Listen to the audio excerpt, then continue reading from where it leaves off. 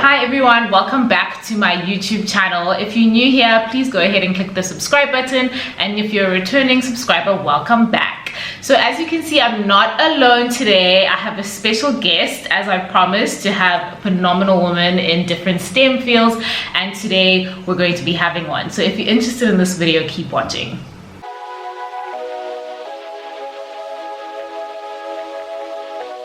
Okay, so as I said, I am not alone today. I have the beautiful Nomfundo with me. Hi Nomfundo. Hi. Welcome to my channel. Thank you, it's good to be here. So please, can you introduce yourself for us? Alright, my name is Nomfundo.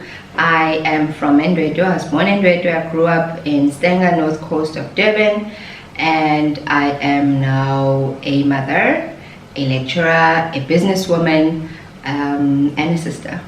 Wow, so many different roles. I love that. So please, can you tell us about your journey? You know, as my channel suggests in the name BlackGirlScientist, you know, just tell us about your journey through the STEM fields, you know, when you were interested in what you're currently pursuing right now, you know, right from your childhood, and what led you to what you're doing today. Boy, has it been a rocky ride. It's been roller coaster, happy times, sad times, but it's been all worthwhile. From childhood, I've wanted to be a teacher, to do something with admin, to do something with engineering from my childhood. And when I was in matric, it all cleared out and I decided that I wanted to be in chemical engineering. Then I applied, went through to DUT to do my national diploma, moved on to my BTech as I was in Johannesburg. I had found a job there as a production engineer, which was great. I was only 20 when I moved to Joburg. It felt a bit daunting, but I enjoyed it with its challenges. And I completed my BTech at the University of Johannesburg, moved to Northwest, Rustenburg, got a job there as a plant manager in a site that I was manufacturing explosives for the open cast mining industry. Stayed there for 2.5 years and moved back down to Durban, my hometown, to complete my master's. Oh wow. Yes. So you mentioned how you went into engineering. Was there something specific that sparked your interest in going into that field? In chemical engineering, I enjoyed the fact that you could make something meaningful out of a dry raw material, something that you could take for granted, but you could turn that into something useful that can be used in households the world over. Take for example toothpaste. It's so useful, but it needs to be processed into the material that can be used as a toothpaste. So I just enjoyed turning ordinary raw materials to dynamic products that can be used everywhere, basically.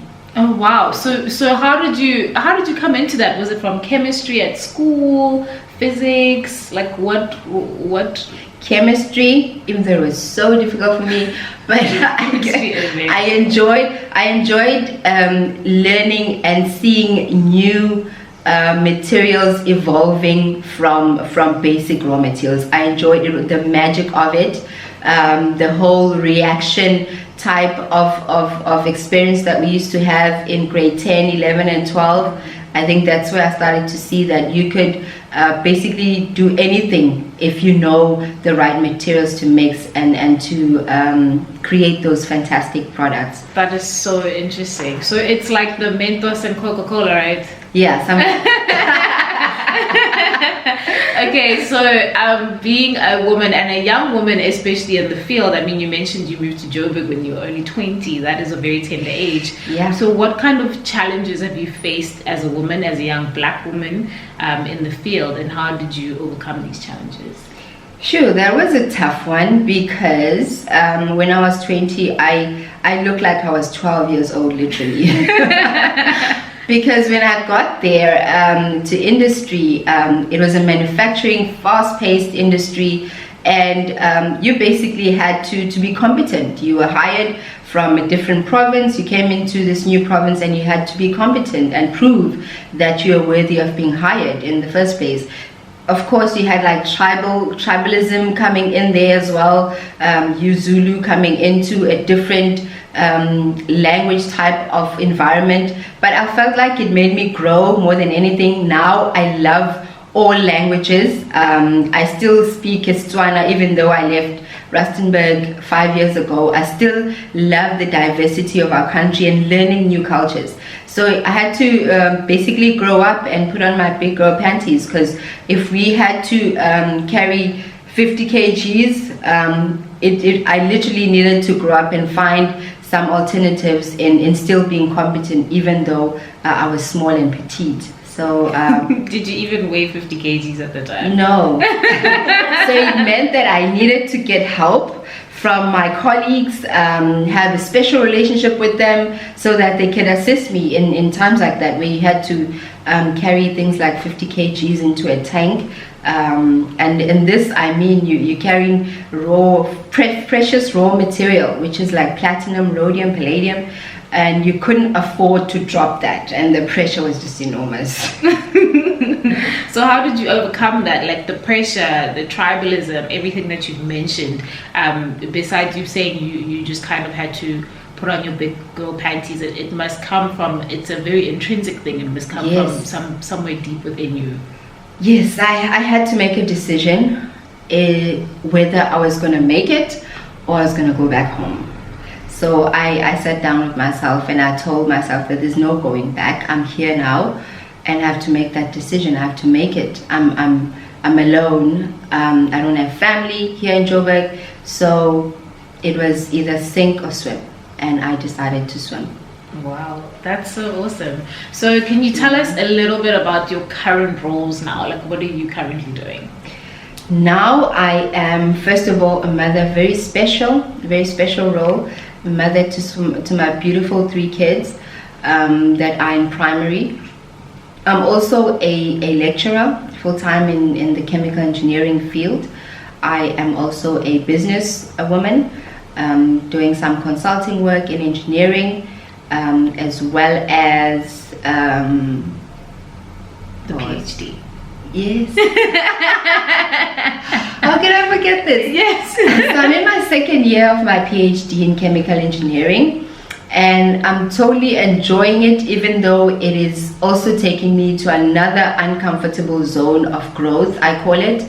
But I love that as well, discovering new things. Research is amazing because you get to discover things that have not been done before, and you have the framework to do stuff like that. Yes. Yeah, I love that as well. So can you tell us a little bit of what you're researching in your PhD?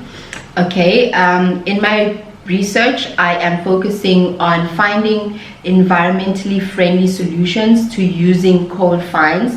When we mine coal, we have byproducts that's coal, finds of coal that are in heaps and heaps of land.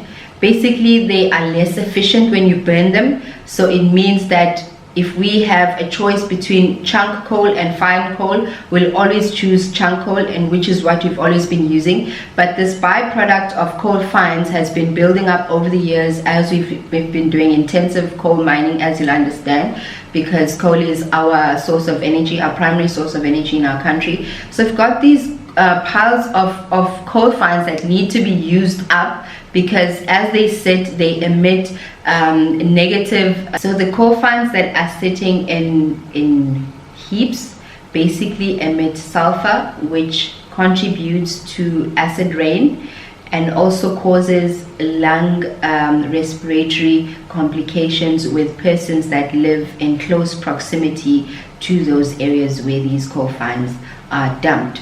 So my research is to take those coal fines, clump them up into briquettes and use them obviously as fast as we can, so that they can be used up and they no longer pose a danger to the environment.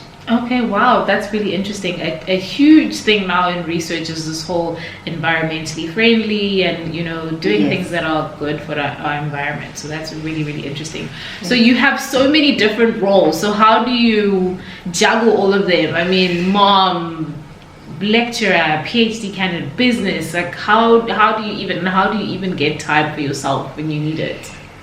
I'm in the process of teaching myself how to give myself time to relax, because in recent years I've not had that time allocated where I focus on me, on growing up, on forecasting the future. So I've just been a go type of person. But as I'm growing up and maturing, I understand how important it is to have that moment where you take stock of where you are and where you want to be. Basically, it gives you a sort of projection transition. So I'm in the process of learning it, but basically it's writing down everything that I need to do and following up on all of them, on all of those things. Using technology has been a blessing to people like us, where you can schedule certain things on your appointments and you're able to follow up with them. Yeah. So I can't leave this one out, unfortunately, because we're living in the era of coronavirus right now. So how has it been, for you from lockdown? I know for me particularly, because I'm a lab-based researcher, I haven't been able to go to the lab. Coronavirus research has kind of come to the forefront. So how have you been able basically to keep your head above water in these coronavirus times? I have been very busy. Initially it was a kind of relaxed moment, but as weeks went by, I think we all realized that, okay, we need to make this work. We need to work from home. We can't just pause for months. It can't happen. So I ended up learning to work from home and sort of use virtual platforms like Zoom to have lectures, and use basically technology at home to keep in touch with the rest of the world while still achieving your goals. I know my researchers also took a bit of a knock because I also had lab work to do, but in the meantime I was trying to work on the literature, on what I needed to do that I could do at home, basically using internet, using computers and all of that. Okay, yeah, coronavirus. I mean, we could have never predicted this, so we kind of had to make it work. Yeah. So what kind of advice do you have for young women, wanting to enter this field, particularly in engineering, since that's your specialty? I mean, a lot of people, and I'm sure you as a young girl, when you entered the field, it's a very male-dominated field, white-dominated field as well. And I really like to highlight on my channel of how you as a young black woman or a black person that's watching this how can we help you navigate the journey, and what kind of advice can you take with you from people who have walked the journey? So what kind of advice do you have for people watching?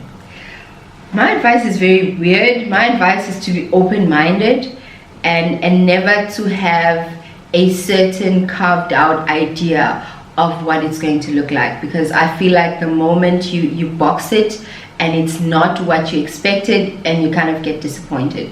For me, I feel like go for what you want and build what you want to see, but through your own lens.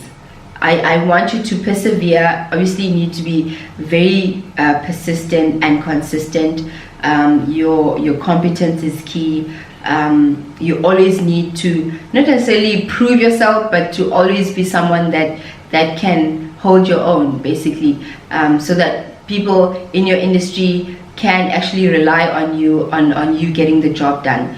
As a woman, as a black woman, be resourceful. You always have to have a plan A, plan B, plan C for anything that needs to get done, because the minute you're unable to pull off something, it immediately comes to the fact that maybe it's because you're black, maybe it's because you're a girl, that maybe it's because you're a mother. That's why you're not able, for example, to bypass your whole 4-month pregnancy maternity leave, for example. But when you are back and you are there, be full on so that your presence is felt. So that when you do need to take time off, for example, maternity leave or any other type of leave, they understand that you are a competent person that's resourceful. Okay, I love that. I love that. It's very important to be resourceful, but also just finally, what kind of change or transformation do you want to see in your industry, like for the coming generations? I would like to see more information being dispersed at a younger age. I feel like you get to information much later in life when you have decided on a couple of things and you've already made decisions, and you get to see certain things that you wish you'd known years before. If we can understand the world of STEM from primary even, I would say please. From primary, we teach our kids what STEM is, and most importantly, how STEM can change your life, because now it's got this reputation that it's something that's difficult and it's for people that are nerds. I know, yeah. But it is such a profound career, and I think if we only knew that at a younger age, absolutely, we wouldn't make judgments or impressions on it before you get to experience it, because it's such a beautiful space to be in, where you can effect changes that can be felt years and years after your time has passed. And I just feel like that's so beautiful to be part of. Absolutely. Wow, I love that. Oh my gosh. I really love that. Thank you so much for joining me today and being on my channel. I hope people that have watched have been inspired by you, and there's something that they've taken away, which is my aim for every video. So thank you so much for joining me. And yeah, if you like this video, go ahead and give it a thumbs up. If you haven't subscribed to my channel, you're at the end, like you may as well just click the subscribe button. And don't forget to leave us a comment down below if you have questions for myself or Nomfundo. I'm sure she'll be happy to answer them. So until next time, bye.